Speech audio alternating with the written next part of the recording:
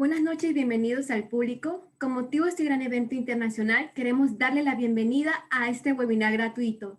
Hoy venimos presentando el tema Desafío frente a la política globalista. Hoy, 25 de enero, iniciamos una de las conferencias más importantes para entender los nuevos retos y desafíos que nos enfrentamos en nuestra actualidad. También se estará llevando a cabo los días 26 y 27 del presente mes.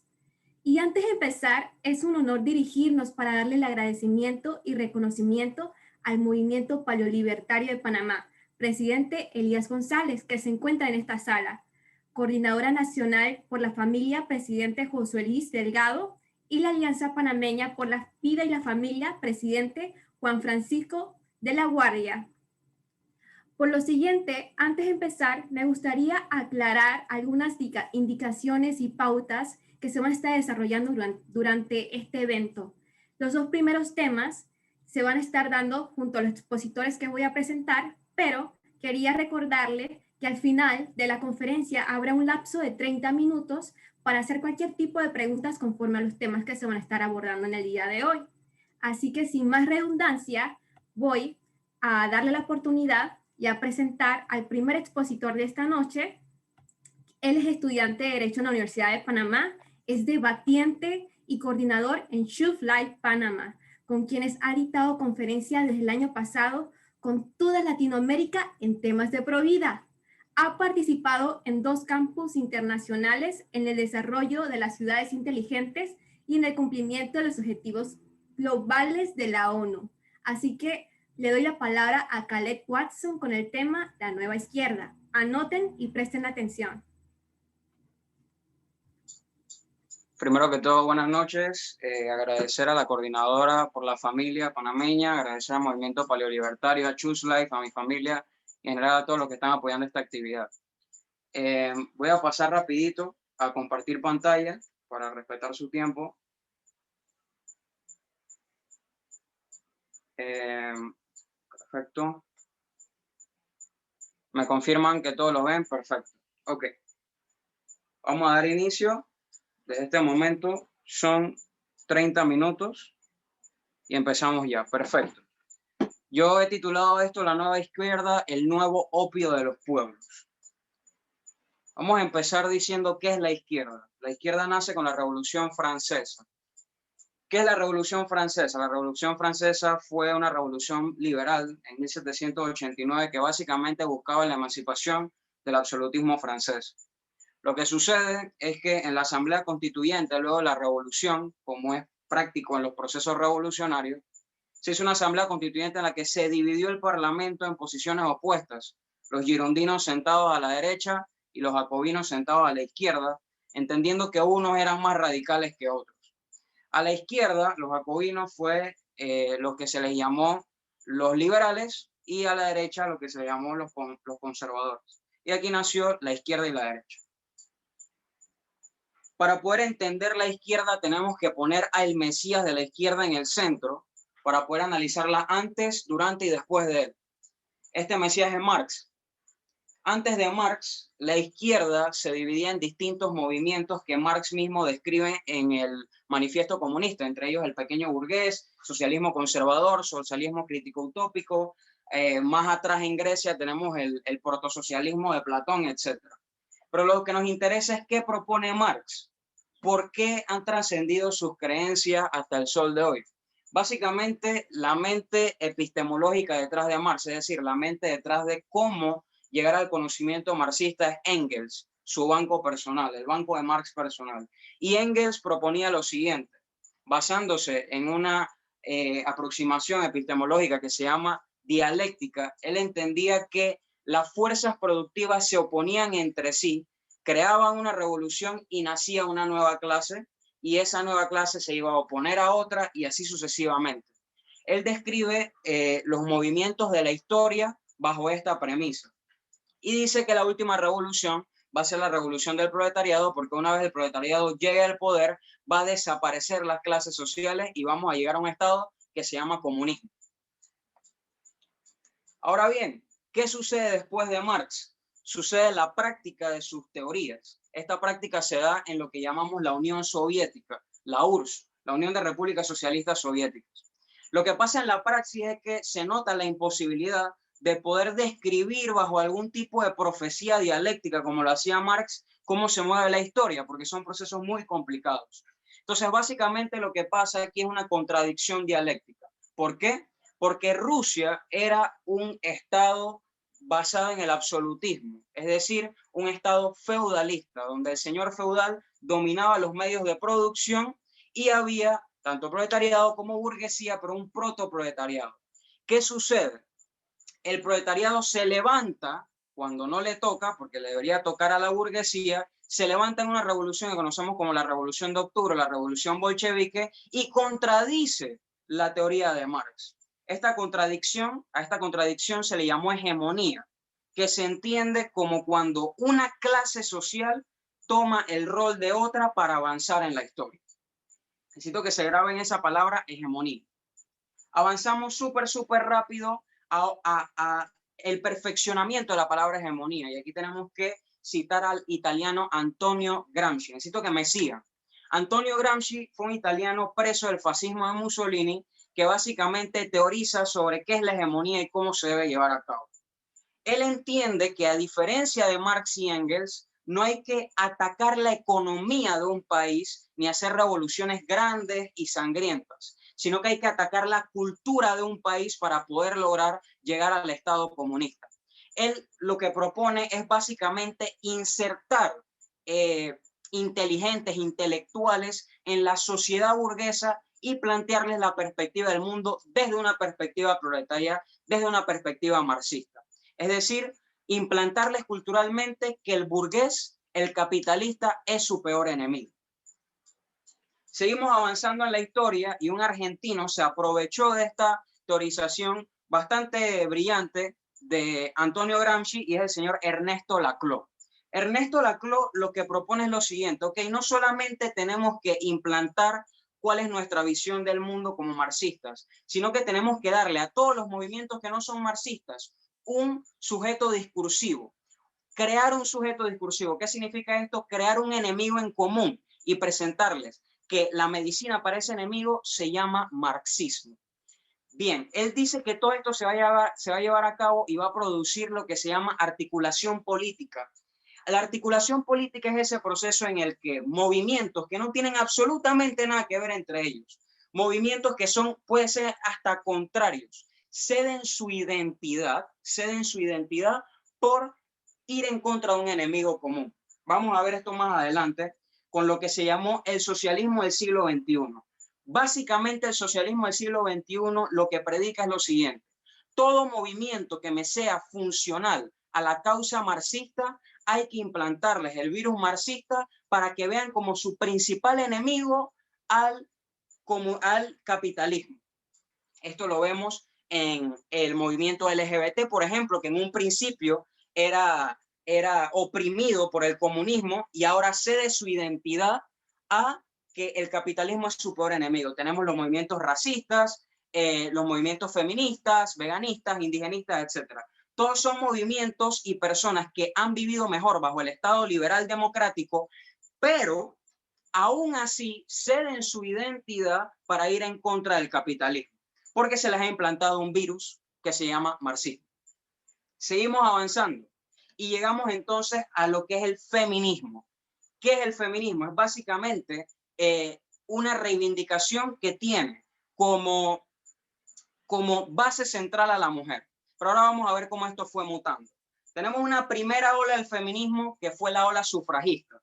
En esta ola me es preciso mencionar a mujeres como Mary Wollstonecraft, que fue una mujer que aun cuando no recibía la educación que debería recibir, porque era una genia, escribió un libro que se llamó La Vindicación de los Derechos de la Mujer en menos de 6 semanas. Aún con eso, ella llevó adelante una lucha en contra de lo que podemos llamar hoy en día el patriarcado, por así decirlo. Básicamente lo que buscaba era igualdad de condiciones en cuanto a derechos civiles, en cuanto a educación.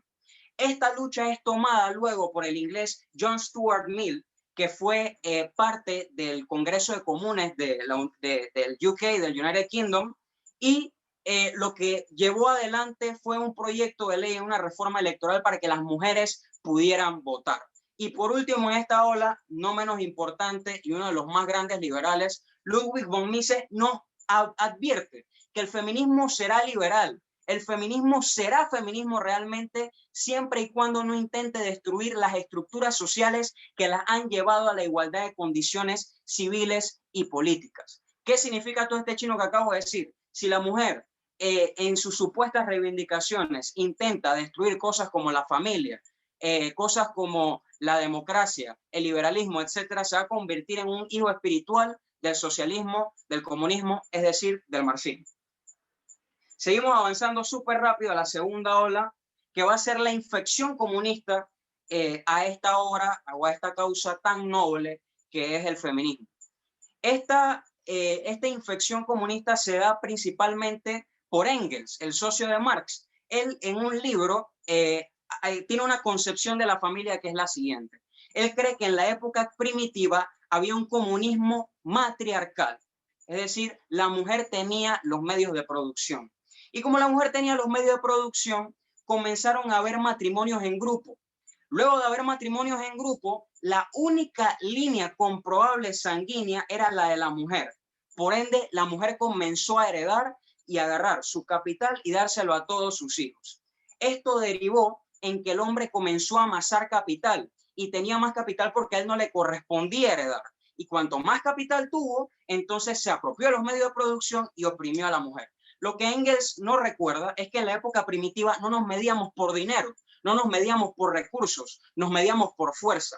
Y por biología y por lo general, los hombres por su estructura ósea, su testosterona, etcétera, tienen una fisionomía de fuerza mayor al de la mujer. Este pudiéramos decir que es el punto central de la opresión de la mujer, del hombre hacia la mujer en términos científicos. Pero a Engels no le funciona eso. Él dice que es por el capitalismo, la propiedad privada, etcétera. Y de aquí nace una autora que se llama Alexandra, no me atrevo a pronunciar su segundo nombre, Kollontai. Lo que ella nos propone es que todo el trabajo doméstico en la sociedad comunista, todo el trabajo de los hijos, la maternidad, todo esto constituía una plusvalía de la cual el hombre se apropiaba. ¿Por qué? El hombre se apropiaba del trabajo materno de la mujer y no le devolvía nada a cambio. Entonces, ella lo que propone es que el Estado sea el que se encargue de los hijos. Ella propone que el Estado se encargue de todo lo que tiene que ver con la maternidad. De hecho, esto trajo algo a la praxis que no era tan bonito como lo pintaba Kollontai. Cuando nos vamos a la praxis de la Unión Soviética y cómo vivía la mujer en la Unión Soviética, podemos citar el libro de los doctores Miyagi y Austin Stearns, La vida sexual en la Unión Soviética, donde ellos explican todas las repercusiones que tuvo este libertinaje sexual y todas estas repercusiones que tuvo la destrucción de la familia en la Unión Soviética en la década de los 20. Lo primero es que la sexualidad se redujo al materialismo histórico. ¿Qué quiere decir esto? La sexualidad ya no se vería como un vínculo amoroso, sino como puro material, puro deseo, simplemente para matar ese deseo y poder producir cada vez más, que es lo que busca la sociedad comunista. Lo segundo es que la familia es propiedad privada. ¿Qué quiero decir? Lugares en el que la privacidad supone un fuero íntimo y al suponer un fuero íntimo el Estado no puede intervenir, por lo cual la desaparición de la familia, la destrucción de la misma era algo que se tenía que hacer según el comunismo. Y por último, tenemos que también el manifiesto comunista nos decía que iba a desaparecer la prostitución. Pero tenemos que ver qué pasa realmente en la Unión Soviética. Lo primero, se legaliza el aborto en la década de los 20 y pasamos de 1913 a tener una tasa de natalidad del 45% a 1963, donde teníamos una tasa del 24.5%. Tenemos que un 74% de las familias de la Unión Soviética sufría de violencia intrafamiliar. Y tenemos que supuestamente la Unión Soviética le vendía al mundo de que la mujer participaba en la Unión Soviética, pero todas las mujeres que fueron dirigentes en algún tipo de grupo de la Unión Soviética han declarado algo importante. Y eso importante es que para poder llegar a esos grupos, para poder llegar a esos sitios de poder, tenían que utilizar su cuerpo como capital. Además de esto, nunca desapareció la prostitución, sino que se incentivó y podemos tener un ejemplo vívido en Cuba, en donde ya la prostitución y el cuerpo no es solamente una unidad para obtener dinero, sino para obtener carne, para obtener leche, para obtener todo lo necesario y lo primordial en la vida.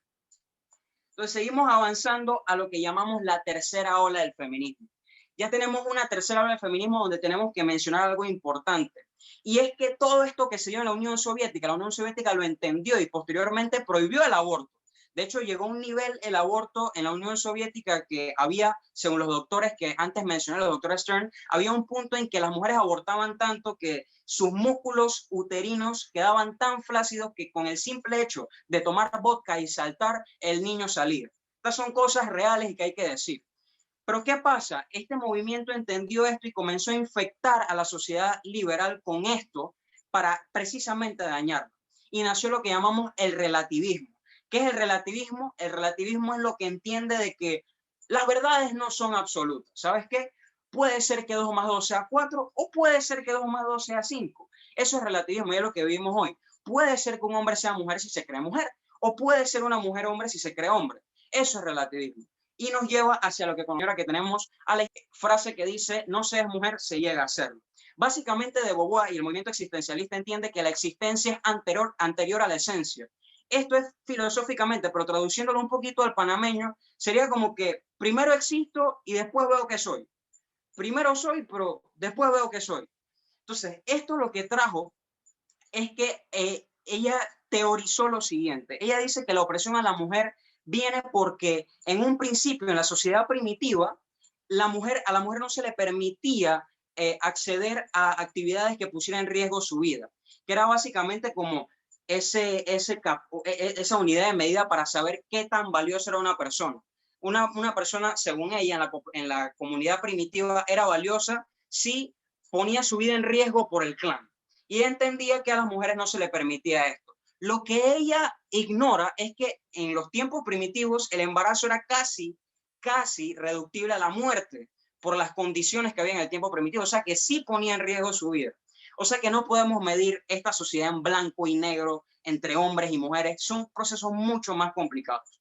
Y tenemos a Millet que apunta más hacia que antes nos íbamos con la clase obrera como sujeto de la revolución y tiene que ir en contra del capitalismo. Ahora vamos a cambiar un poco ese sujeto revolucionario y vamos a irnos un poco más por la mujer. Ahora la mujer tiene que ir en contra del patriarcado. ¿Qué trajo esto? Esto trajo una realidad teórica que es bastante triste y vergonzosa leer para mí, como es esta, entre comillas, filósofa Shulamit Firestone. Ella en su libro La dialéctica del sexo básicamente nos trae 4 pilares para la sociedad.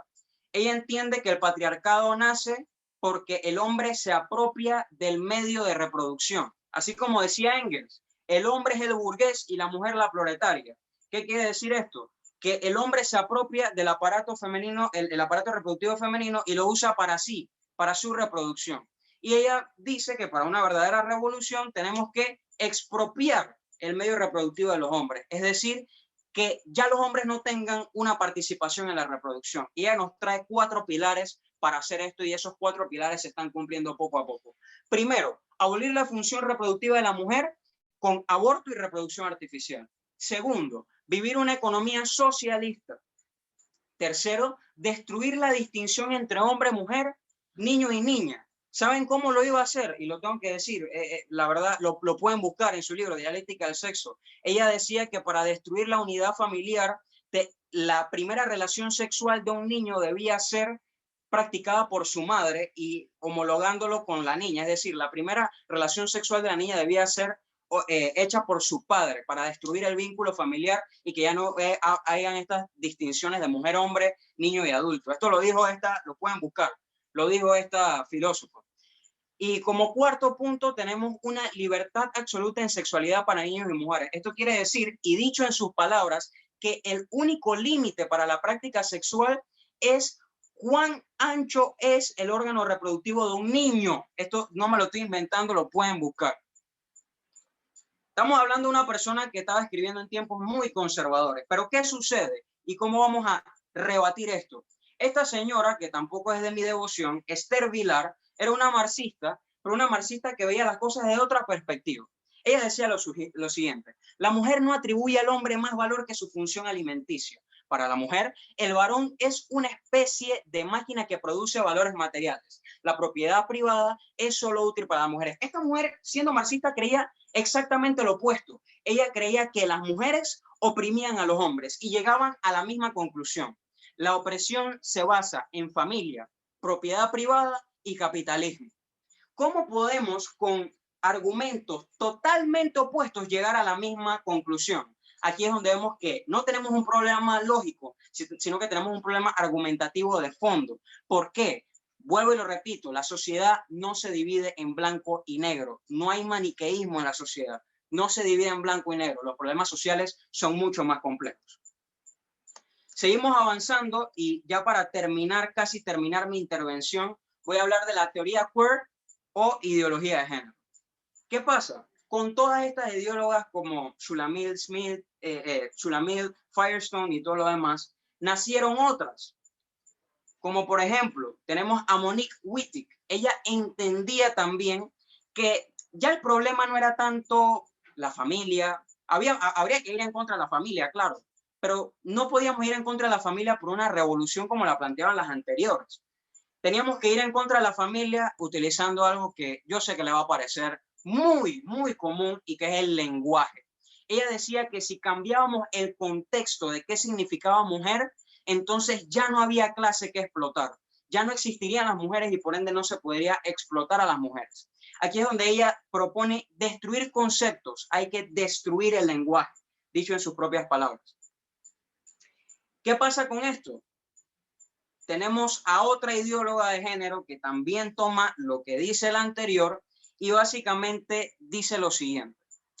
Judith Butler, que es una de las ideólogas feministas más reconocidas en el mundo y todo lo demás, de tercera ola, ella básicamente indica de que todo es cultura. Es decir, básicamente nosotros nacemos como una tabla rasa y nos hacemos hombres o nos hacemos mujeres. Y estos roles son impuestos por la sociedad. Y cuando se le confronta a esta ideóloga de género diciéndole, pero es que no es, ha sido una función de las personas que sabemos que biológicamente nos dividimos entre hombres y mujeres. Ella lo que propone es que se utilicen estrategias un poquito más agresivas, donde se lleve al absurdo las manifestaciones transvestis, las manifestaciones transexuales, las manifestaciones transgénero, etcétera, y llenar de tantos géneros a la sociedad, repito, que podamos eliminar la heteronormativa. Esto dicho en palabras en panameño es básicamente que te digan tanto una mentira que te lo creas. Esto es una falacia lógica que se llama la falacia ad nauseam, la falacia de la náusea, que tanto se repite un argumento que lo damos por cierto. Que se repite tanto de que hay tantos géneros cuando en realidad hay dos, que ahora en serio creemos que género, identidad de género, sexo biológico, etcétera, son categorías distintas cuando en realidad biológicamente son cosas muy afines.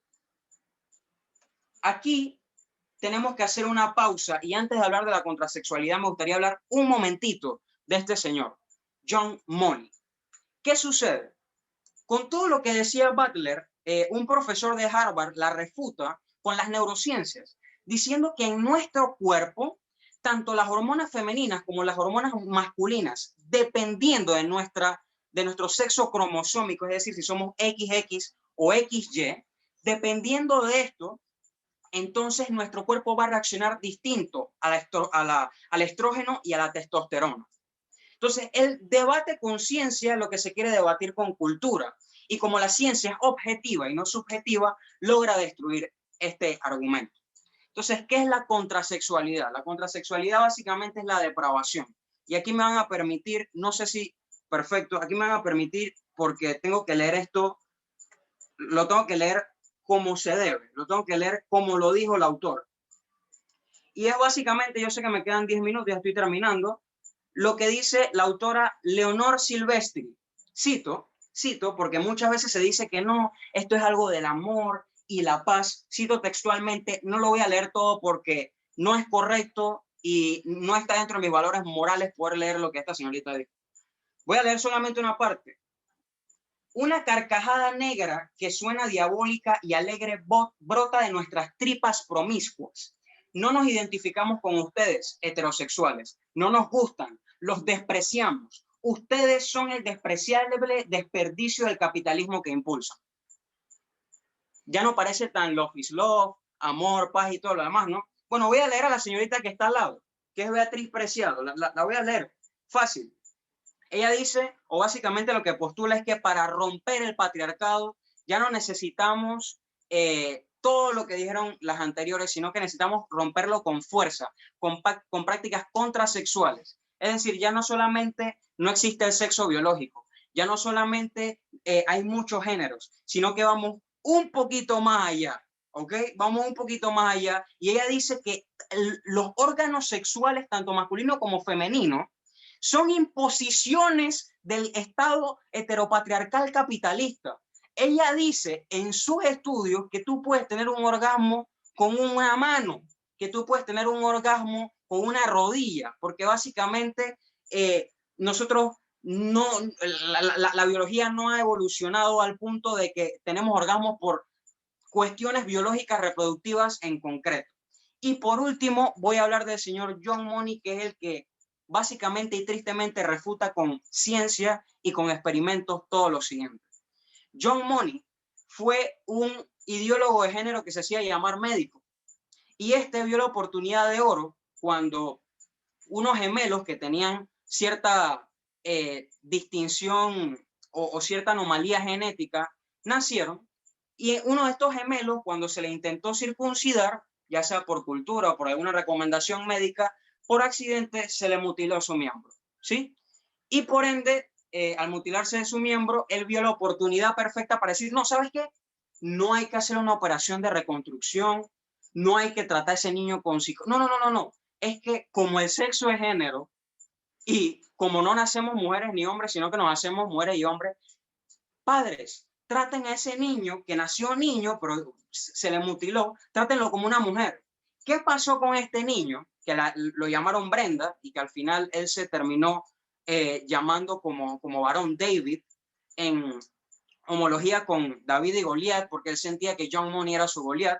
Pero bueno, sin divagar tanto en esto, se le comenzó a tratar a este niño como si fuera una niña. Se le llamó Brenda y desde muy pequeño se le hizo creer que era una niña. Pero cuando llegó la edad de 9, 10 años comenzaron los problemas. Aún antes, a los 6 años ya había dicho que era hombre, se veía como hombre.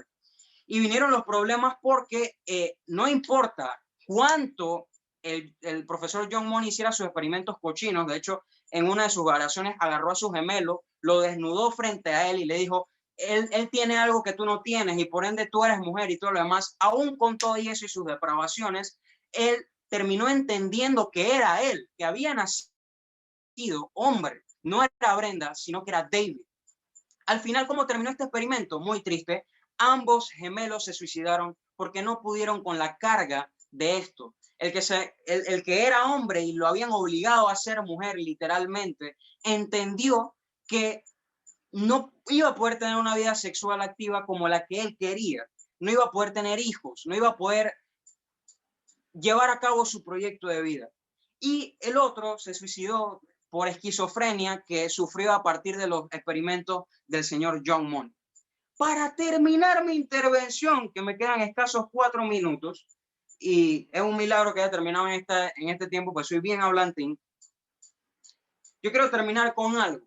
Y es que muchas veces en este ámbito y en todo lo que he dicho resumido y con las preguntas puedo ampliar un poquito más, muchas veces en este ámbito cuando lo traemos a Panamá y traemos este tipo de discusiones a Panamá y hablamos de nueva izquierda, nos dicen, no, ustedes siempre miran al extranjero, siempre miran a Argentina, pero los movimientos en Panamá son distintos. Los movimientos en Panamá no son los movimientos del extranjero. No, ok, vamos a probarles que sí. Termino con esto. Mi presentación se llamaba La Nueva Izquierda.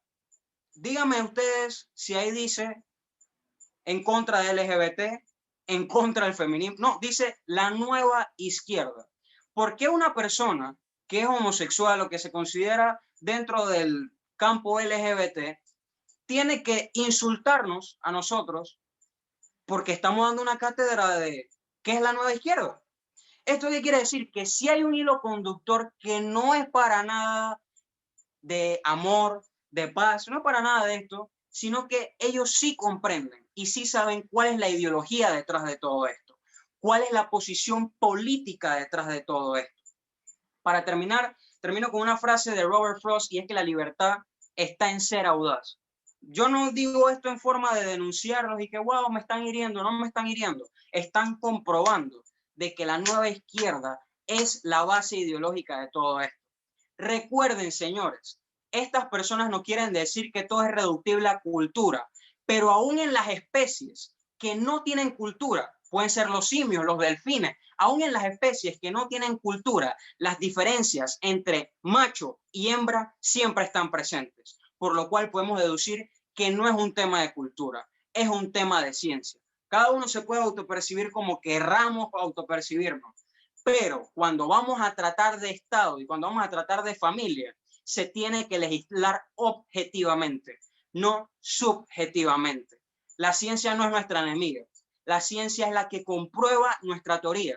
Y no es una teoría, es algo comprobable y una ley de la naturaleza. Solamente existen dos géneros, solamente existen dos sexos, masculino, femenino, cromosomas XX, cromosomas XY. Muchas gracias.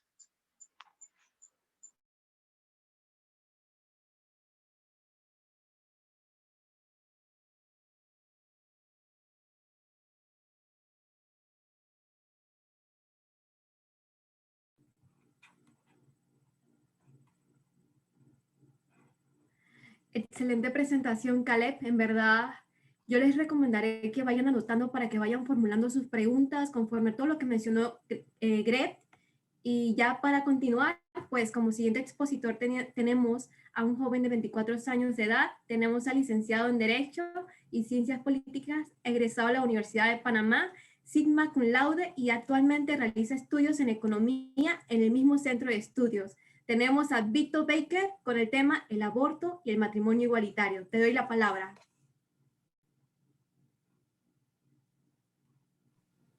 Buenas noches a todos. Espero que se encuentren excelentes. Gracias por su concurrencia a estos hemiciclos de conferencias, y el tema que nos compete es sobre el aborto y el matrimonio entre personas del mismo sexo. Muy bien, ¿por qué llegamos aquí?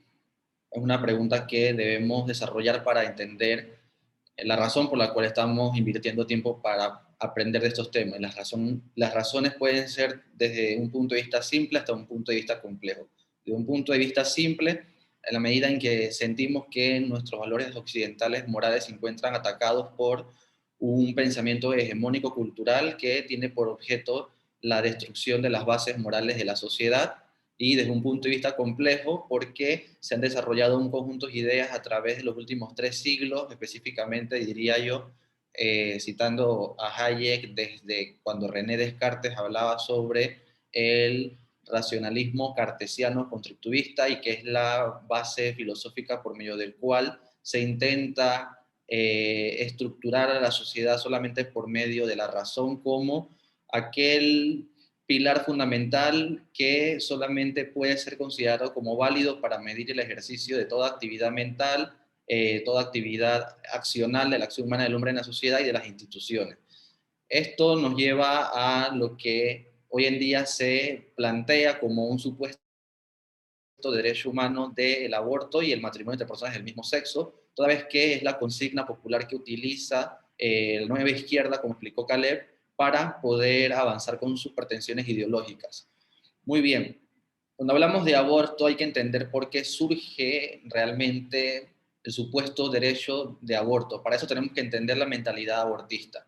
La mentalidad abortista es una mentalidad que es audaz y no es una mentalidad que es perezosa, diría yo. Y es audaz porque ellos entienden que para lograr sus pretensiones deben justificarla de modo tal que a la sociedad le parezca un producto ideológico realmente factible. En esos términos, sus bases filosóficas políticas se encuentran con Marx y Engels cuando hablaban que la mujer es aquella persona o aquel ente social del orden extenso social que sufre una opresión sistemática entendida en términos desde el punto de vista biológico hasta el punto de vista social, y que por tanto la mujer era funcional incluso para la revolución bolchevique y las revoluciones del proletariado porque era una víctima flagrante del capitalismo.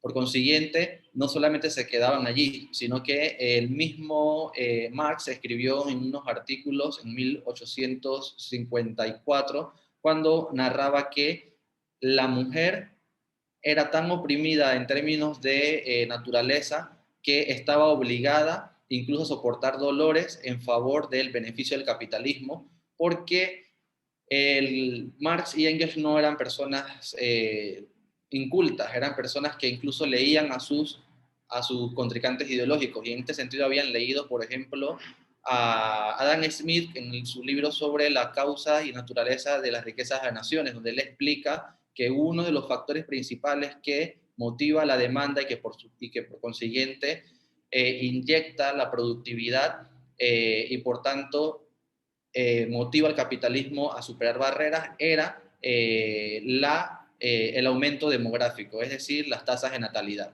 Y por tanto ellos veían que la mujer era una fábrica de crear nuevos hombres que estaban destinados a ser esclavos del capitalismo. Esta concepción es la que lleva a 1920 a que la Unión Soviética Socialista aprobara el aborto y fuese el primer país en aprobar el aborto a nivel mundial, y que incluso esta práctica legal la tomaría el Partido Comunista en Cuba en la década de los 70. Por lo tanto, esta concepción filosófica no se agota ahí, sino que ellos justifican el derecho de la siguiente forma. En la medida de que todo individuo tiene un derecho que no puede ser objeto de restricción y que no puede ser objeto de desconocimiento, entiéndase ese como el derecho a la dignidad y la libertad, es por consiguiente que la mujer no puede ser objeto de restricciones a cómo decidir, cómo administra su cuerpo. Si nos venden este argumento, cualquier persona que esté en el centro del espectro ideológico lo entenderá como sensato. El detalle es que el abortista es tan audaz de que no cuenta la verdad completa, porque ellos entienden la libertad en términos de libertinaje, desde el punto de vista moral, porque al marxista le interesa como uno de sus puntos fundamentales la destrucción del cristianismo y la destrucción de la moral cristiana. ¿Y por qué este punto es fundamental?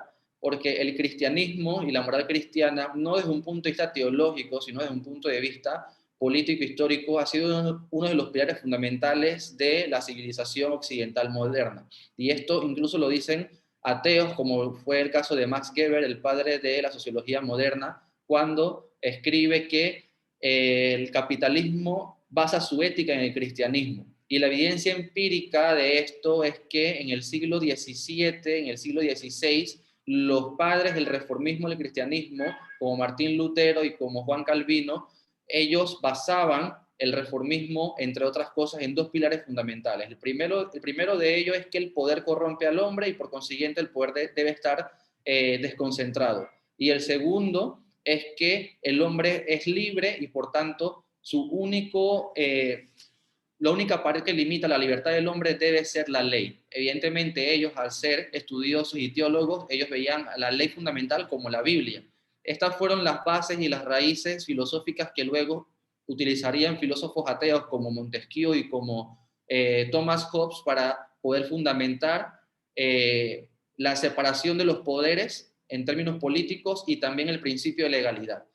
Esto es importante entenderlo porque la ética del capitalismo se basa en el cristianismo. El hombre es libre y por tanto tiene derecho a desarrollar su proyecto de vida en libre albedrío. No puedes robar una de las leyes fundamentales del cristianismo. E igualmente el hecho de que cada persona tiene que esforzarse para poder llevar el pan a la mesa. Esta ética cristiana es lo que separa y vemos la supremacía que tienen los países de Europa continental del norte con los países de Europa continental del sur. Por eso vemos que Dinamarca, Suecia, Suiza, Austria, Inglaterra son tan superiores en términos de bienestar social con comparación a Italia y a España, porque ellos fueron los que abrazaron el reformismo cristiano, mientras que Italia, Francia y España se quedaron con las bases del catolicismo en el siglo XVI. Por consiguiente, el capitalismo fue donde mayor tuvo repercusión en estos países, incluso en Estados Unidos. Estados Unidos es un ejemplo de ellos, donde las 13 colonias inglesas que se independizaron en la Revolución Norteamericana, ellos en general eran personas que eran de la religión protestante.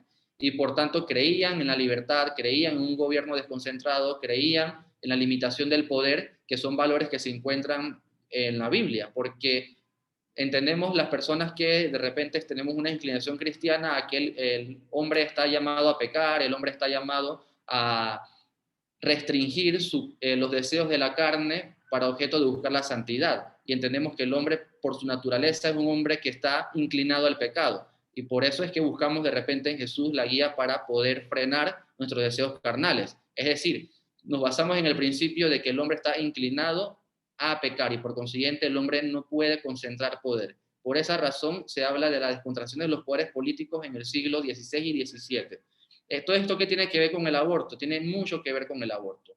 ¿Por qué? Porque la moral cristiana no se agota ahí, sino que también busca el respeto del derecho a la vida. E incluso las iglesias primitivas, después de la muerte de Jesús, en los primeros siglos después de Cristo, ellos fueron los primeros que se opusieron al aborto. Y fueron los primeros que se opusieron en el aborto precisamente porque abrazaban los principios cristianos y creían que el aborto no puede ser objeto de práctica, al punto que en Roma se prohibió la práctica del aborto luego de la muerte de Jesús, porque entendían que la moral cristiana se estaba infectando en términos positivos, obviamente, a través de todo Roma. Por tanto, al comunismo le interesa mucho destruir la moral cristiana porque sus pretensiones ideológicas no pueden situarse sin la ausencia de la moral cristiana. Y esto es lo que se llama la cultura y la tradición. Esto es importante saberlo porque cuando hablamos en términos del aborto, se busca en última instancia que cuando hablamos de legalizar implica positivismo jurídico. Y positivismo jurídico es aquella metodología jurídica por medio de la cual se aprueban leyes producto de la burocracia, es decir, producto de la Asamblea Legislativa. Es decir, que el diputado sería en última instancia el juez de la moral, el juez de lo inmoral, el juez de lo bueno y el juez de lo malo. Por consiguiente, esta es la primera ruptura que debemos tener presente, que legalización no es sinónimo de justicia. Y no es sinónimo de justicia porque mientras que la legalización se basa en la validez de una norma, y por tanto del positivismo jurídico y de las decisiones y el razonamiento del ser humano, mientras que la justicia encuentra sus bases en la naturaleza del ser humano, en los instintos, en las instituciones y en las normas abstractas de la moral que se han desarrollado por varios siglos a través de la historia. Por lo tanto, aquí hago la primera separación. La pretensión ideológica del aborto es una metodología por medio del cual se basa en el constructivismo racional, mientras que la justicia, contrario a eso, se basa en el respeto de lo que se considera como la evolución cultural o el darwinismo social. ¿Esto qué quiere decir en términos simples? Básicamente que la primera lo que busca es desarrollar instituciones, entre ellas leyes, producto de la razón del hombre, mientras que la segunda son normas abstractas que el hombre está sometido sin saber que está sometido a ellas y que las percibimos por nuestros instintos y que están en la sociedad aún sin saber que están en la sociedad. Estas son instituciones meramente culturales o de la tradición. Es lo que Hayek habla en términos simples como lo que se encuentra entre el instinto y entre la razón. Los marxistas, los comunistas, los izquierdistas basan sus pretensiones solamente en la razón y básicamente en las construcciones sociales. Por eso que todos estos ideólogos hablan de la frase de todo es una construcción social, todo es una construcción social, porque para ellos todas las instituciones que se han creado son instituciones que se han creado de forma pensante, de forma deliberada y con fines objetivos, mientras que no es así. La familia, por ejemplo, no fue una institución que el hombre creó porque un día se sentó en medio de la fogata junto con sus perros salvajes y dijeron, mire, yo creo que hay que crear una institución que se llame la familia porque eso es bonito para todos. No, la familia se creó de forma espontánea, producto de decisiones libres que tomaron los hombres primitivos porque veían en esa institución una forma de supervivencia, porque brindaba a los miembros de la familia cierta protección que, contrario a censo, no podían obtener si estaban separados o si los niños no tenían protección de sus madres o de sus padres. Esto quiere decir que hay instituciones que son permanentes y que no son creadas por el hombre, sino que todo lo contrario, el hombre se adapta a ellas y evolucionan con ellas. Por eso que se habla del término de darwinismo social, porque son instituciones que por medio de la selección natural sobreviven y se adaptan y son permanentes en la sociedad. Hayek, cuando escribe La fatal arrogancia, describe la fatal arrogancia como aquella forma de pensar por medio de la cual el hombre cree que solamente es posible una vida en sociedad que sea pensada y deliberada por los propios hombres. Y por tanto, eso crea un desprecio a la moral, crea un desprecio a la tradición y crea un desprecio a la cultura. De allí que ustedes ven que no por gusto todos estos ideólogos aborrecen la moral, aborrecen la tradición, aborrecen incluso la historia, queriendo tumbar estatuas, derribar monumentos, porque ellos creen que el pasado debe ser borrado de un día para otro. De allí que ustedes ven que hay una gran diferencia entre la Revolución Francesa y la Revolución Norteamericana. La Revolución Francesa, como estaba siendo manejada por la izquierda y el pensamiento racionalista, ellos creyeron que tenían que borrar su historia, tenían que borrar todas sus tradiciones y toda su cultura y empezar de cero. Mientras que la Revolución Norteamericana dijo, no, nosotros nos independizamos, pero nosotros aceptamos nuestra cultura inglesa, aceptamos nuestras leyes inglesas, nuestras tradiciones, inglesas, y por consiguiente, ellos saben que no pueden borrarse de un día para otro. De ahí la gran superioridad tanto moral y tanto en términos de bienestar social entre una y la otra. El aborto entonces entra como una forma de racionalismo social. Es una forma de racionalismo social porque ven la biología no una norma, no un conjunto de leyes naturales inmutables y objetivas, sino como un conjunto de leyes impuestas por algo que se llama heteropatriarcado, que es un sistema que el hombre creó para sus propios fines. Todo esto es racionalismo. La pregunta es, ¿el aborto en esos términos es justo? Y la respuesta es que no. ¿Qué es justicia? Bueno, justicia, si buscamos la concepción coloquial, la entenderíamos como darle a cada uno lo que se merece, pero esta concepción es limitada. La justicia va mucho más allá de ello. Incluso Aristóteles, cuando escribió la Política, 400 años antes de Cristo, él hablaba de que el hombre, al adecuarse en la sociedad, lo hace porque busca un beneficio que no puede encontrar si está de forma separada de la sociedad. Y básicamente habla con ello de que el momento de adecuarse a la sociedad está sujeto a normas que el hombre no crea, sino a normas que son del consenso implícito y tácito de la sociedad. ¿Qué son estas normas? Normas morales que son propias incluso de la naturaleza humana y que evolucionan con el hombre. Por lo tanto, la justicia, aquí entra Santo Tomás de Aquino y nos enseña de que solamente puede haber justicia en la medida de que se pueda reconocer, garantizar y proteger la dignidad y la humanidad de las personas. Por consiguiente, ahí se crea lo que se llama el jus naturalismo, es decir, las normas naturales, aquellas normas que no son creadas por el hombre, aquellas normas que no son pensadas por el hombre, sino que existen independientemente de la creación o de las decisiones de los hombres. Y Santo Tomás de Aquino veía dos cosas en el naturalismo. A, encontraba ella la forma de orientar las leyes positivas, y B, encontraba en ella los límites a las leyes positivas. John Finnis, filósofo y uno de los juristas del naturalismo más reconocido de los últimos siglos, profesor de la Universidad de Oxford, cuando escribe su libro de Human Rights y Natural Rights, él hace una descripción de que uno de los bienes fundamentales de la naturaleza evidentemente es la vida, y por tanto la vida no puede verse aislada de la humanidad, porque evidentemente la humanidad no se explica sin la vida. Él no hace una defensa pro vida en esos términos, sino que hace una defensa del naturalismo en sí y describe cuáles son los bienes del naturalismo. Por consiguiente, vemos que existe una tensión constante entre la legalización del aborto en términos del derecho positivo y la justicia del reconocimiento de la vida en términos del derecho natural. La pregunta es, ¿cuál debe primar? ¿La primera o la segunda? Y la respuesta evidentemente es la segunda.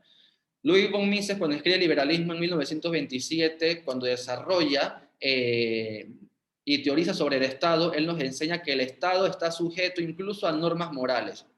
Ahora bien, Mises fue un filósofo economista utilitarista que sus definiciones eran en función de la finalidad de las instituciones. Y él encontraba que las normas morales son aquellos requisitos esenciales para que la comunidad o la sociedad se mantenga en armonía, se mantenga en orden y por consiguiente pueda mantenerse su estabilidad y cooperación entre las personas.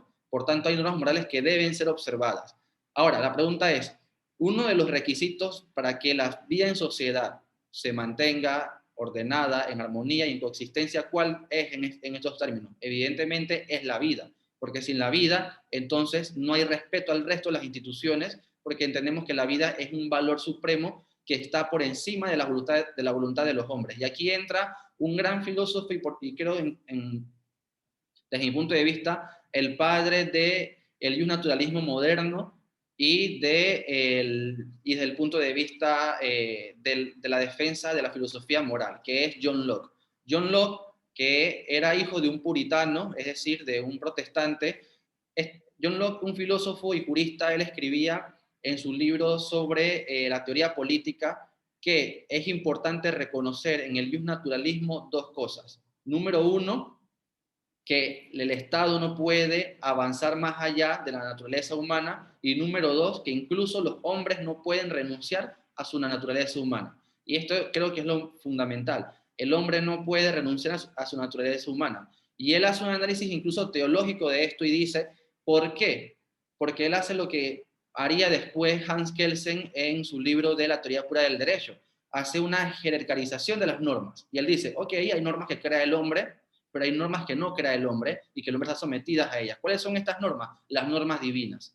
Y él dice, el hombre, como tiene la facultad de autogobernarse y tener libertad, y por tanto es libre para autogobernarse, sí puede crear sus propias normas, pero hay objetos que no puede regular el hombre porque son regulados ya por una voluntad superior que es la voluntad divina. ¿Y cuáles son? ¿Y cuál es la vida? Y él dice, hay normas a las cuales el hombre está sometido porque son mandamientos de Dios. Y en estos términos, entonces, la vida se entiende como una de las normas y de los bienes jurídicos que crea, obviamente, Dios, y que el hombre no puede avasallarlas. ¿Y cuál es el argumento incluso racionalista de John Locke?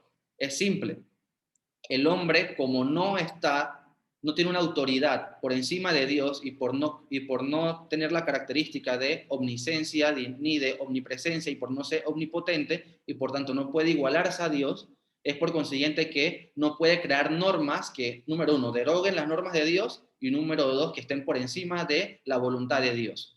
Por consiguiente, una de esas normas, evidentemente, es el respeto a la vida, porque la vida es dada por Dios y no es dada por el hombre per se, porque no es una creación artificial del hombre, es una creación de la naturaleza y la naturaleza evidentemente es una creación de Dios. Por tanto, él dice que la libertad tiene su ámbito de aplicación dentro de el escenario en donde el hombre puede desenvolverse, pero no dentro del escenario donde el hombre no puede desenvolverse. ¿Qué es esto? La naturaleza. Las normas que son inmutables, objetivas y eternas que el hombre no puede sobrepasar. Por consiguiente, esta defensa del naturalismo de John Locke vemos que la hace en términos no solamente desde el punto de vista natural, sino desde el punto de vista teológico. Y si el hombre, en caso tal, crea una norma positivista en donde cree que tiene la autoridad para matar a otra persona, estaría entonces desconociendo a normas que están por encima de las facultades creadas por el hombre, las normas naturales y las normas divinas. Por consiguiente, el aborto nunca puede ser sinónimo de justicia. Ahora bien, ¿cuál es la problemática de todo esto? La problemática de todo esto es la cultura continental. ¿Por qué el aborto tiene tanta cabida? Porque nosotros vemos en el hombre un tipo de Mesías que es capaz de resolver todos los problemas. El abortista, que es un tipo, que son tipos que creo que son audaces porque saben argumentar muy bien, ellos como apelan a la inexistencia de Dios, apelan a la falta de superioridad moral por encima de ellos y creen que la razón es el único mecanismo para medir lo funcional y lo no funcional en la sociedad, creen que el aborto puede liberar a la mujer. Y esto es importante reconocerlo. La pregunta es, ¿el aborto libera realmente a la mujer o realmente la oprime? Primero que todo hay que entender la libertad en términos de su desenvolvimiento sociológico y político. Y lo voy a ilustrar simplemente. Robinson Crusoe, que es un libro muy famoso que se escribió en el año 1800, era un náufrago que se encontraba en una isla desierta y que fue también la motivación para que se hiciera esta película de Náufrago, ya saben, la película del tipo con el coco y etcétera. No estaba sujeto a normas morales. ¿Por qué? Porque estaba solo en una isla. Él podía hacer lo que le diera la gana porque no, su libertad no implicaba el desconocimiento de intereses jurídicos o de intereses de terceros, porque estaba solo en una isla. Él, al estar solo en una isla, pues, es libre en sí mismo y por tanto la libertad no se explica. ¿Cómo se explica la libertad? En términos políticos. ¿Y por qué se explica en términos políticos? Porque la libertad, como explica Hayek y como explica Mises, es la ausencia de coacción arbitraria. Y aquí hay que subrayar dos conceptos, coacción y arbitrariedad. Si la libertad es ausencia de coacción arbitraria, contrario sensu en términos negativos, hay una coacción que no es arbitraria, o sea, una coacción legítima.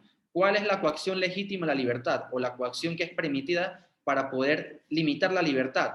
Aquel acto del ser humano unilateral que daña intereses de los terceros. Y esto lo escribía John Stuart Mill en su obra On Liberty de 1852, cuando básicamente definió en términos que, si bien debe respetarse la libertad y autonomía de las personas, el límite es no dañar intereses jurídicos de terceros. En este caso, sí, obviamente, entrar en un debate bastante infértil sobre si la vida inicia con la concepción o no, porque creo que todos los que fuimos a la escuela y no nos saltamos las clases de tercer y cuarto año, nos enseñaron que la vida empieza en la concepción.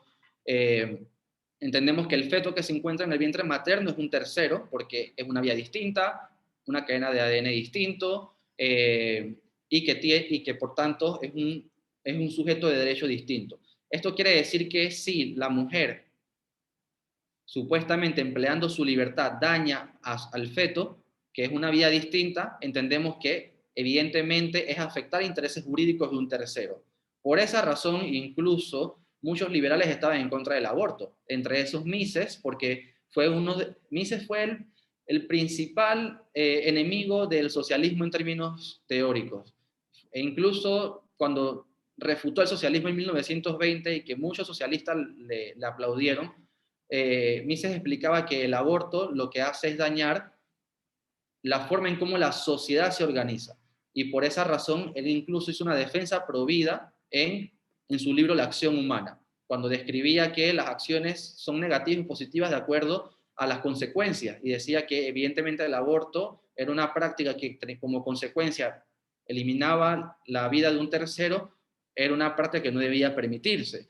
Por tanto, decir que el liberalismo realmente apoya el aborto es no entender realmente el liberalismo, porque no se basa en raíces etimológicas, no se basa en raíces filosóficas, y los padres del liberalismo estaban realmente en contra del aborto.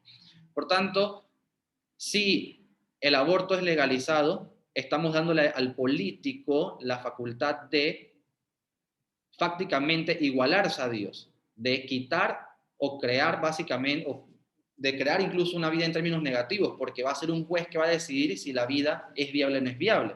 El detalle con esto del argumento abortista es que por tanto que el aborto oprime a la mujer y por tanto la mujer debe liberarse y es un problema para la libertad de la mujer, yo puedo argumentar entonces bajo esos mismos términos que, por tanto, que las personas en situación de calle causan un problema a la sociedad y que la sociedad se encuentra atadas a ellas, es que hay que eliminar incluso a las personas que se encuentran en situación de calle. O vamos a eliminar incluso a nuestros hermanos de la comarca porque en ellos se encuentran sumergidos prácticamente en un 87% de la pobreza y son un grupo que no permite el avance de la sociedad y la sociedad de liberarse de los grupos comarcales. Eso no me parece que sea ni lógico ni tampoco sustentable en términos teóricos, porque al final del día lo que hace el aborto es deshumanizar la vida, es decir, ve la vida como si fuese un utensilio en lugar de darle el valor que tiene en sí mismo, la vida como un medio y no la vida como un fin, porque si se elimina la vida del feto, se libera una mujer, es decir, un medio entre el fin de la liberación. En esos términos, entonces, yo puedo deshumanizar las vidas de los que no tienen un bienestar general que no permite a la sociedad avanzar y, por consiguiente, que la sociedad se libere de ellos. Se está deshumanizando la vida y, por tanto, no debe aceptarse. ¿Qué tiene que ver todo esto con el tema de o cómo hacemos un link de esto con el matrimonio igualitario. Muy fácil. Todo esto se basa en el relativismo, la forma en cómo las verdades absolutas no existen y que solo se entienden verdades relativas. Y por tanto cada uno puede entender la verdad como mejor le parezca. La raíz filosófica de esto es la dialéctica, la dialéctica de René Descartes, cuando él lleva ese relativismo a través de la razón y sus fans filosóficos lo llevan y lo aplican al punto de vista de la filosofía moral. Y dicen que la verdad no existe, sino que se llega a la verdad. Esta teoría o esta forma de pensamiento es totalmente falsa, porque es lo que hace incluso que las personas crean que el matrimonio entre personas del mismo sexo sea una forma válida para la vida en sociedad. Si entendemos que hay normas inmutables, normas permanentes y objetivas que el hombre no puede transformar porque están por encima de la naturaleza y de la superioridad del hombre, entonces la institución del matrimonio es otra institución que surge producto de la evolución de la sociedad y que no crea el hombre mediante el racionalismo. Dirá un romanista, no, lo que pasa es que el matrimonio se creó en Roma. No, el matrimonio se reconoció por primera vez en Roma, pero eso no significaba que el matrimonio no existía en Roma. El matrimonio ya existía en Roma y existía en muchas sociedades, incluso en las sociedades o en las comunidades hebreas. Lo que hizo Roma fue legalizar la figura del matrimonio por fines de la política militar de Roma. Sin embargo, esa institución ya era una institución natural que venía incluso desde las sociedades primitivas, porque las primeras organizaciones primitivas, llámese el clan, la orden y la tribu, se unían en familias, y las familias entonces creaban lo que se llamaban los clanes, creaban las tribus, y etc. Lo que hace Roma es simplemente reconocerlas para fines militares.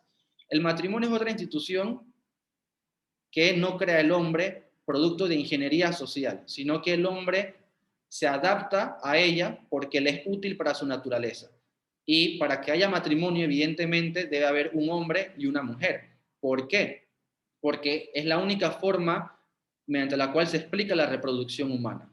Ahora bien, vendrá un pro LGTB a decirnos, lo que pasa es que hay parejas que hoy en día no quieren tener hijos. Y la respuesta sí, quizás no quieran tener hijos, pero no podemos aplicar esa presunción, que es una presunción excepcional frente a la norma general.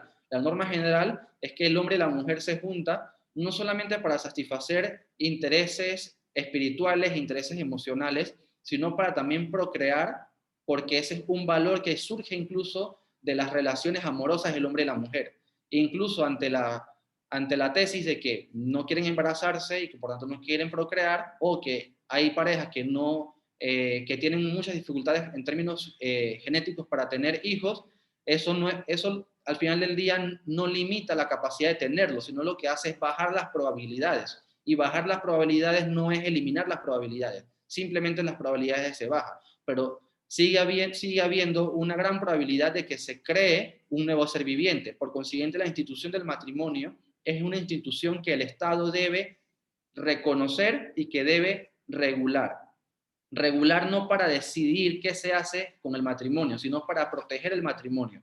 Porque si el Estado es una creación del hombre, que eso sí es una creación del hombre, y que por tanto es una creación racional que busca dar cierta protección a los intereses de los hombres y que es posterior a la familia y que es posterior a la sociedad, el Estado encuentra una limitación ante instituciones que son anteriores al Estado, porque son instituciones que surgen de la naturaleza y que son atemporales a la creación del Estado. Es decir, que una de las limitaciones por medio del cual el Estado no puede avasallar es la institución del matrimonio, porque es anterior al Estado y porque se fundamenta en la naturaleza humana.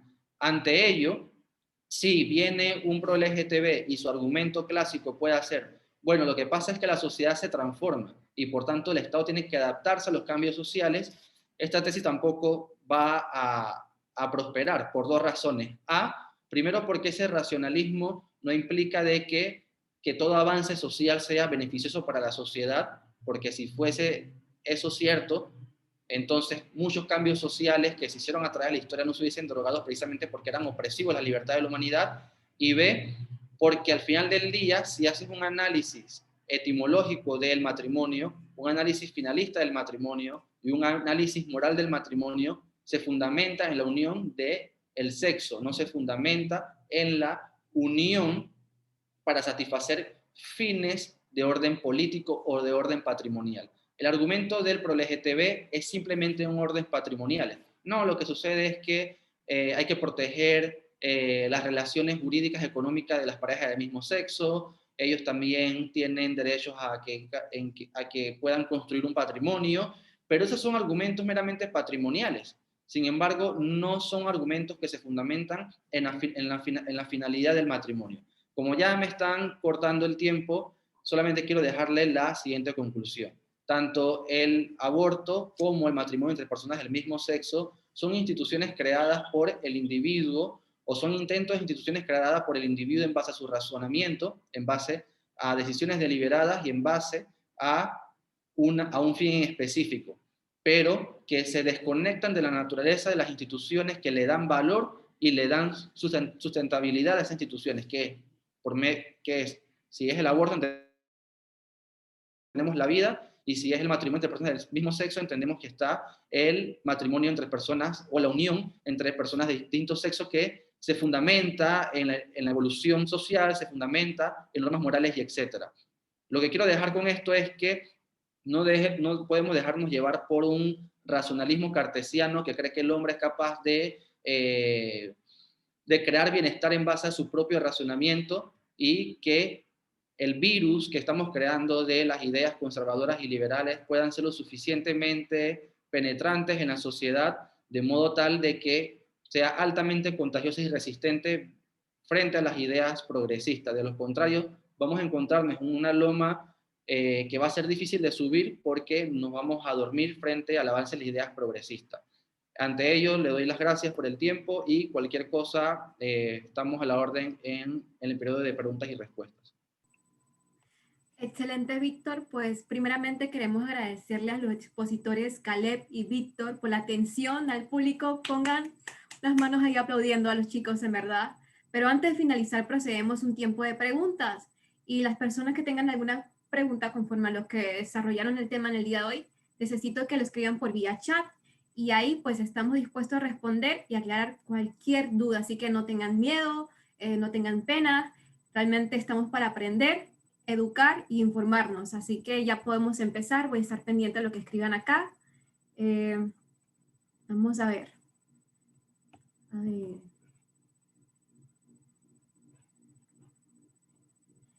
Excelente, están felicitándolos, pero queremos escuchar sus preguntas. Tenemos 30 minutos para primeramente responder. Ok, aquí hay una pregunta y dice: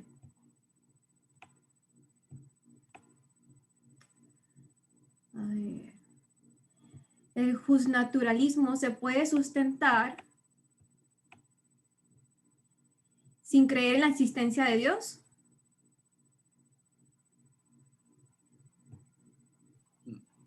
Excelente pregunta.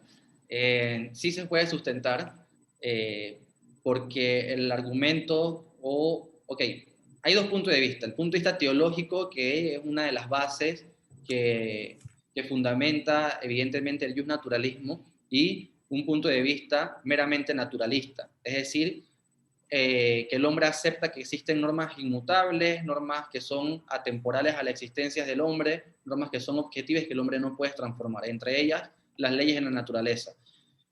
Esta concepción justnaturalista, por ejemplo, y cito a John Finnis, que probablemente sea el jurista del justnaturalismo más reconocido del último siglo, él cuando escribe este libro de Human Rights y Natural Rights, su defensa incluso no es una defensa teológica, es una defensa meramente en un sentido natural.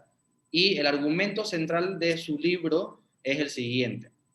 Básicamente, las normas de conducta que se encuentran en la sociedad son normas de conducta que no solamente son producto del razonamiento del hombre, sino que son normas que el hombre acepta, primero porque son funcionales para la supervivencia de la naturaleza del ser humano, y número dos, porque el hombre también tiene por su propia naturaleza y su propia humanidad lo que se llama empatía, lo que se llama esa forma de satisfacer intereses meramente emocionales y espirituales.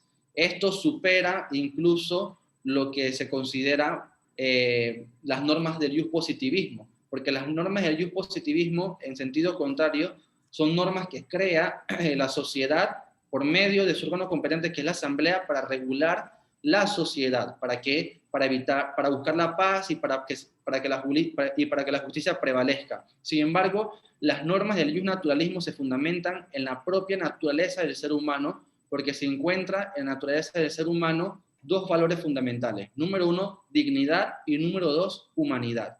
Esos valores, que son valores espirituales, no en términos cristianos, sino en términos abstractos, son valores que son superiores al razonamiento del hombre y que el hombre debe limitarse a ella. Por tanto, cito a Santo Tomás de Aquino, quien no hace incluso una defensa teológica, siendo él, obviamente, un padre de la Iglesia Católica. Santo Tomás de Aquino nos dice que si la finalidad de toda norma en la sociedad es regular la conducta humana, hay normas que el ser humano no produce, sino que son normas que el ser humano respeta por su propia naturaleza, porque se les fueron dados los dones de la razón, los dones de la conciencia, los dones del instinto y la forma de crear tradiciones. Estos dones son los que limitan al ser humano a un hacer y no hacer. Por eso es que incluso Mises dice que lo que busca las normas morales es limitar aquellos instintos animales del individuo y limitar el egoísmo del individuo. Es decir, que el fundamento del justnaturalismo son dos cosas, tanto aquellas normas que el mismo hombre tiene por su propia naturaleza, como por ejemplo hacer el bien, como por ejemplo ayudar al prójimo, como por ejemplo no causar un daño a un tercero, no porque alguien se lo imponga,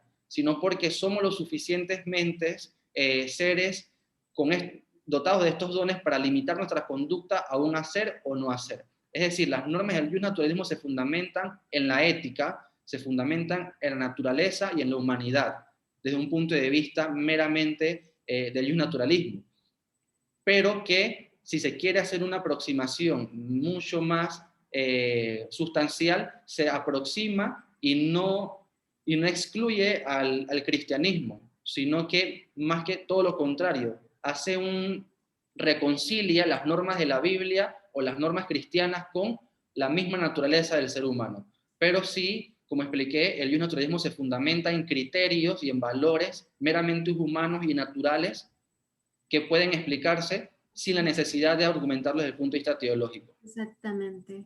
Bueno, chicos, más que todo, pues hay muchas preguntas y le daremos 2 minutos para que respondan cada pregunta que vamos a seguir. Pues aquí aparece, frente a la pena de muerte, ¿qué nos dice el liberalismo?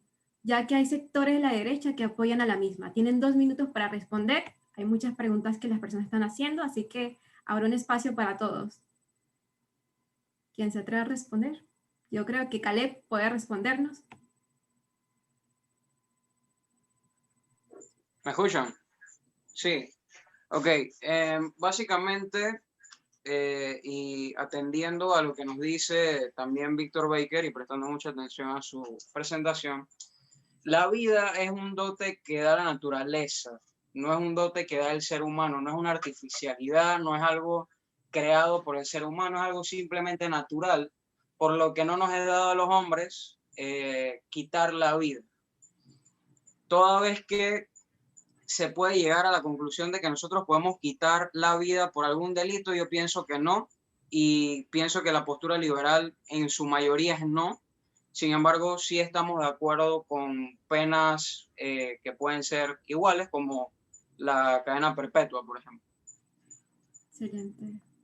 Asimismo, hay otra pregunta que dice, ¿qué creen que será lo más importante viendo que esta revolución progresista no se está imponiendo con armas, sino desde ideas en una sociedad? Yo creo que ya estábamos hablando de esto, quien esté, uno de los dos expositores. Bueno, yo considero que lo más importante es básicamente que ya estamos bajo una lucha en una democracia liberal. Tanto Gramsci como Laclau, como todos los que siguen en cuanto a ideología marxista, siempre nos dicen que antes ellos intentaban destruir la democracia liberal. Ahora intentan utilizar la democracia liberal como campo de batalla y como arma para autodestruirse, entendiendo que la democracia liberal te brinda las garantías para que tú puedas llevar tus ideas. Entonces yo creo que lo más importante es seguir en este campo de batalla, no cruzar los papeles y entender que lo vamos a hacer bajo la fuerza, sino que se levante una verdadera generación que esté comprometida con esta lucha cultural desde la democracia liberal. Excelente. Así es. Dice otra. Si la ética cristiana es el impulso en el capitalismo a las naciones de Europa del Norte, y hoy son estas las más liberales con el permiso del derecho al aborto, ¿cómo se compagina con su moralidad cristiana? Excelente. Bueno, esta respuesta tiene dos formas de explicarse. El liberalismo es una filosofía que nace como una filosofía económica, porque lo que busca el liberalismo es, evidentemente, darle la libertad al hombre para crear un mayor sistema de bienestar social. Sin embargo, las escuelas austriacas, que son las escuelas que crearon el liberalismo, entran al campo filosófico precisamente porque entienden que para que el liberalismo tenga hegemonía en la sociedad necesita plantearse desde el punto de vista filosófico. Esto es importante entenderlo porque el liberalismo, en estos términos, fue la filosofía que se aplicó primeramente en los países de América del norte de Europa continental. ¿Por qué ellos han llevado su liberalismo al plano moral? Precisamente porque se han desconectado de las raíces filosóficas y de las bases del liberalismo. Por ejemplo, eso es lo que se llama libertinaje en términos morales, pero no liberalismo en términos económicos. El cristianismo inspiró el capitalismo desde el punto de vista económico, pero no haciéndolo de forma pensada o de forma deliberada, sino porque fue una consecuencia natural de los principios de libertad, de libre albedrío, de los valores del trabajo, etc. Sin embargo, como el liberalismo también se entendía, incluso los padres del reformismo entendían que las sociedades europeas tenían la libertad de que hubiese libertad de culto y libertad de pensamiento, es por tanto que ellos permitían que otras religiones y otras concepciones teológicas también se implantaran en la sociedad, precisamente porque ellos abrazaban el concepto de libertad y que no podían imponerle por la fuerza coactivamente un sistema moral teológico a la sociedad extensa. Esto evidentemente lleva al liberalismo, más que a la reducción del Estado, a la reducción de la moral. Por eso que estos países adoptan prácticas como el aborto, adoptan prácticas como el consumo de sustancias etílicas, etcétera, porque ven en el liberalismo una concepción más de libertinaje y una concepción del liberalismo económico.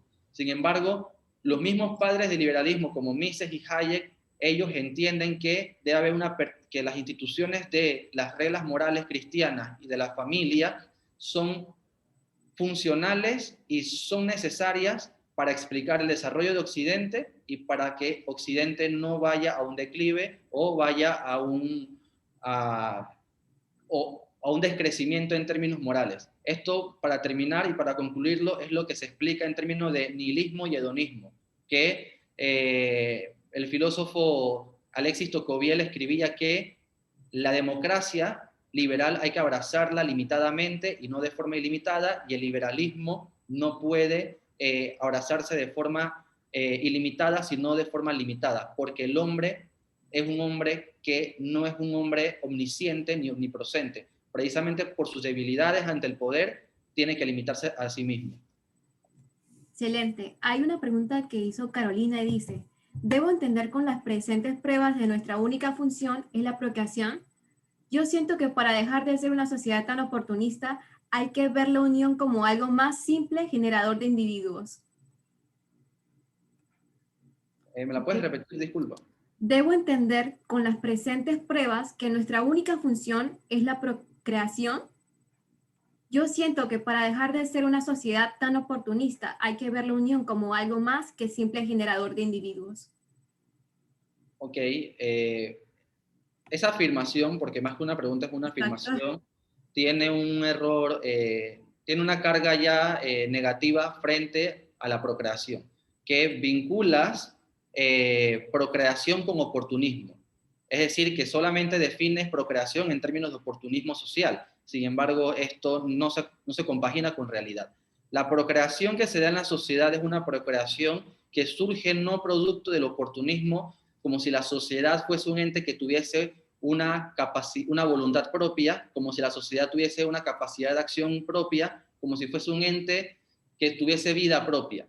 La sociedad no es eso. La sociedad es un orden social extenso compuesto por individuos que toman acciones y que se relacionan los unos con los otros. Y entre esas relaciones se encuentran las relaciones de uniones del matrimonio.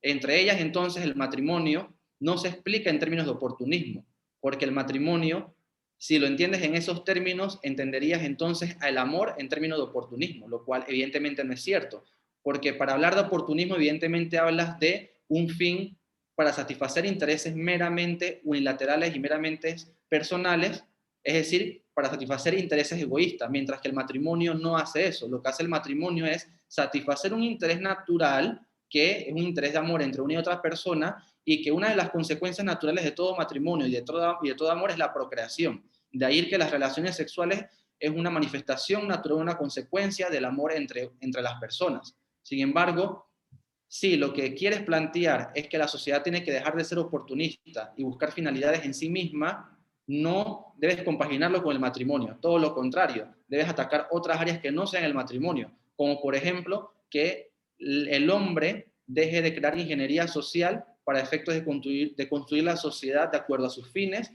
en sí mismo, como si fuese un juez de lo último, ulterior, de lo bueno, lo malo y lo feo, pero que no se relaciona para nada con el tema del matrimonio y el oportunismo. Por lo tanto, esa afirmación es una afirmación con una carga negativa que busca crear una falacia de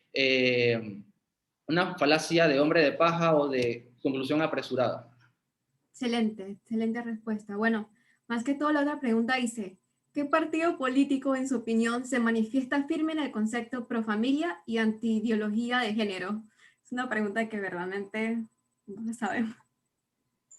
Yo considero una perspectiva muy, muy personal y creo que no estoy equivocado, porque si siento que estuviera equivocado no lo dijera. Yo creo que ningún partido político es santo a nuestra devoción. Yo creo que ningún partido político en Panamá se pudiera decir que por los intereses que hay detrás de la política panameña, no hay un verdadero posicionamiento moral en ningún partido político. Hay personas en partidos políticos que son pro familia y son pro vida, por ejemplo, bueno, prefiero no dar nombres, pero sí hay personas pro familia y pro vida abiertamente, no, sí lo puedo decir la diputada Corina Cano, una persona abiertamente pro vida y pro familia, y es parte de un partido político que no necesariamente comparte esos ideales. No sé si eso responde a la pregunta. Excelente. Alguien por aquí, Aníbal, dice, ¿qué autores panameños me recomiendas leer sobre estos temas para profundizar? Libros. Yo te recomiendo el libro Patriotas versus Globalistas, un libro bastante fácil y sencillo de leer, de Guillermo J. Padilla Montes.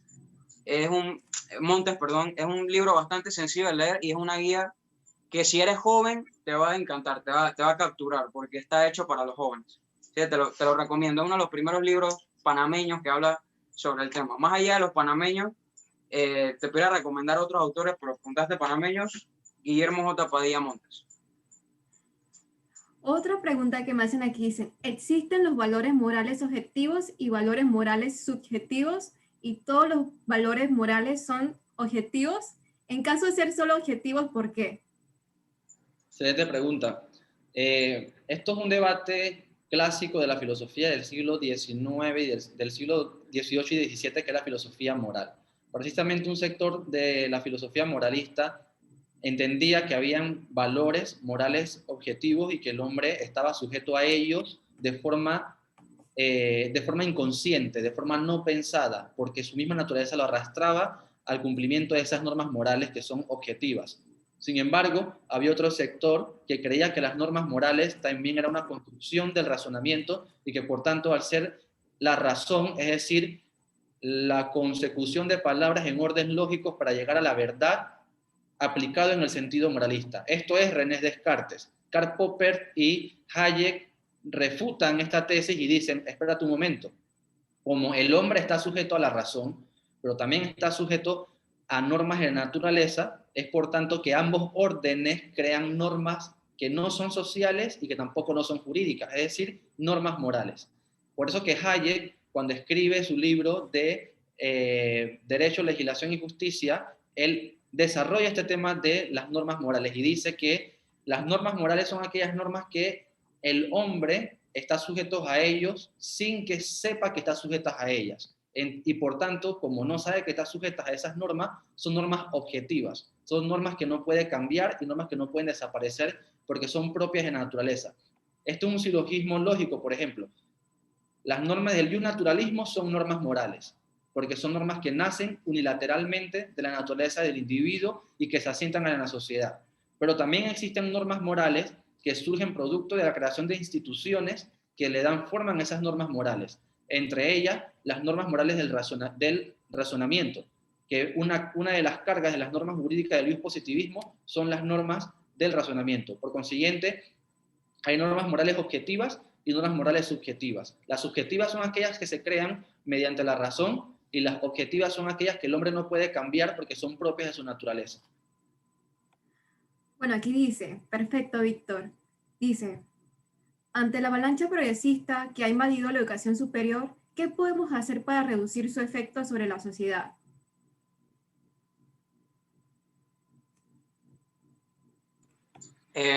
Bueno, yo creo muy fielmente y en mi poca experiencia en educación superior, apenas voy a empezar mi segundo año, pero algo que sí te puedo decir es que ser incisivos, o sea, no tener miedo a que sea una mayoría avasallante en las universidades del progresista. No es necesariamente un campo de batalla perdido, por así decirlo.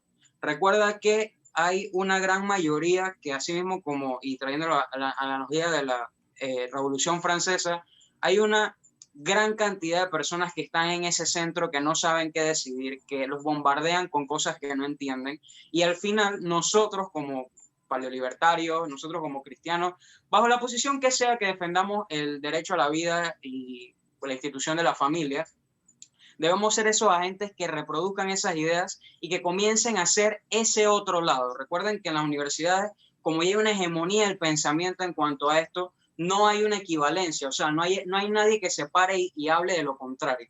Si tú te paras y hablas de lo contrario, estarías creando entonces el ambiente perfecto para que la persona se haga preguntas. Y al hacerse preguntas, si está en la universidad y tiene un pensamiento crítico, se da cuenta que nuestro lado es el mejor, pero es un trabajo que como agentes de cambio tenemos que hacer nosotros. Excelente.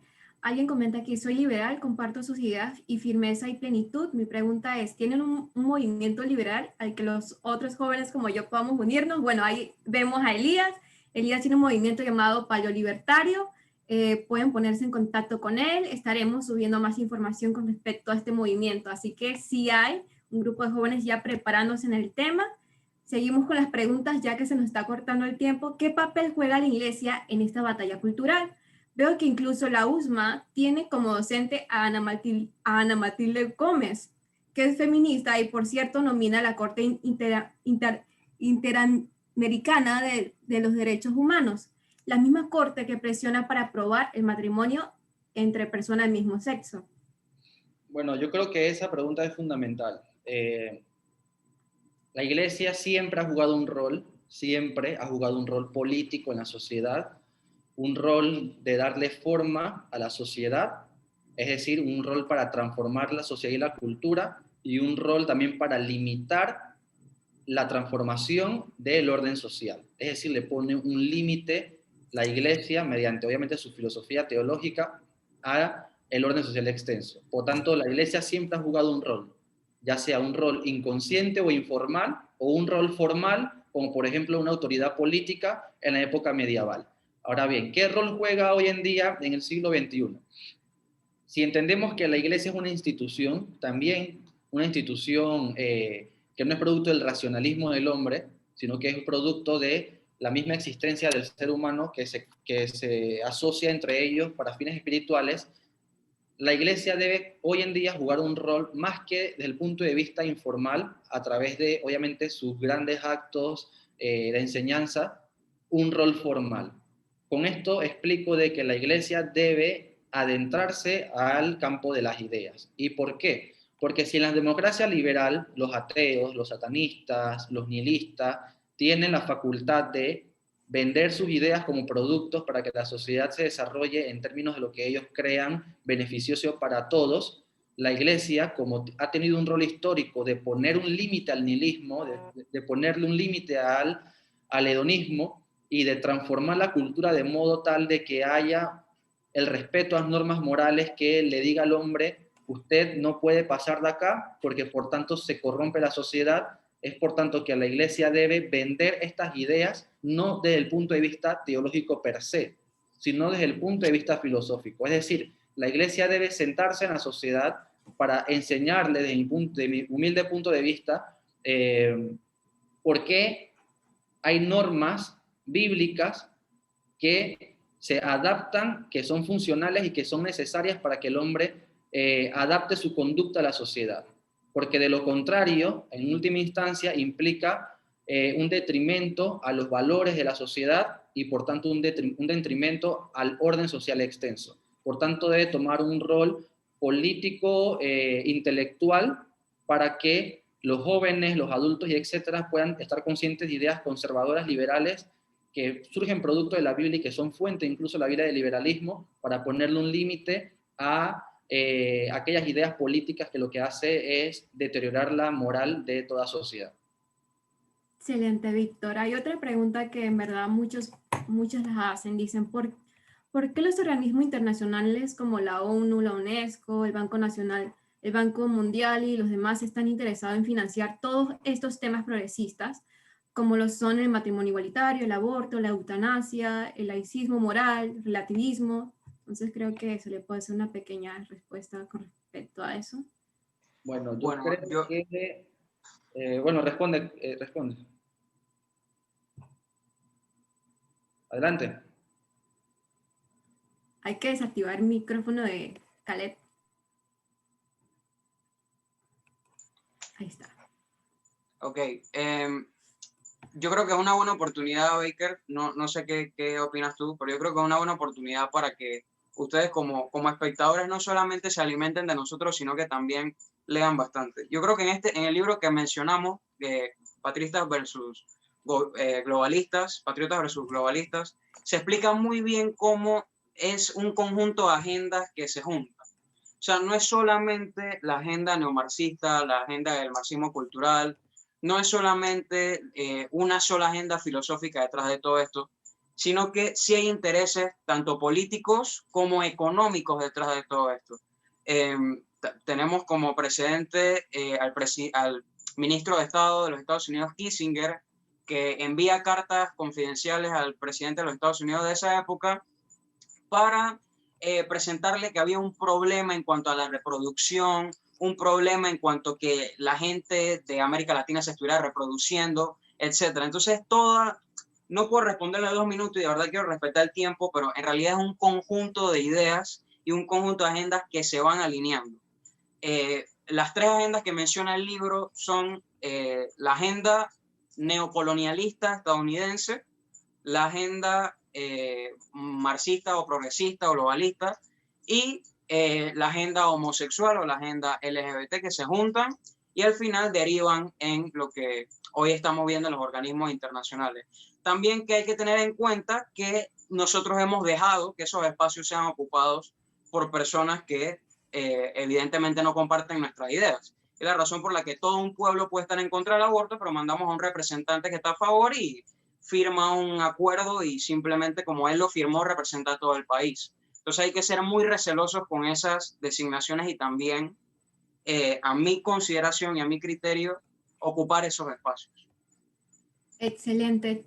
De verdad hay tantas preguntas, pero realmente ya se nos acabó el tiempo en este momento y queremos primeramente para finalizar darles el agradecimiento a las personas que se conectaron, a los expositores en el día de hoy, pero también queremos darle reconocimiento a los pastores que se conectaron hoy con nosotros, a la ex ministra de Educación Lucy Molinar, y también pues queremos recordarles que este es apenas el primer día. Se va a estar realizando mañana hasta el miércoles. El día de mañana presenta Elías González, Isabel Ceballos, con temas realmente importantes de conocer, así que vayan preparándose, no falten. En verdad he aprendido muchísimo de mi parte también como joven, y les recomendamos pues que se vayan informando, que vayan buscando, que se vayan uniendo al movimiento paleolibertario de Panamá, comprando el libro Globalista frente a los patriotas, y sé que todavía existe una generación que está ligada conforme a los valores y a las instituciones y los principios que Dios de alguna manera nos definen pues como sociedad. Así que les damos ya unas buenas noches, bendiciones. Muchas gracias por acompañarnos.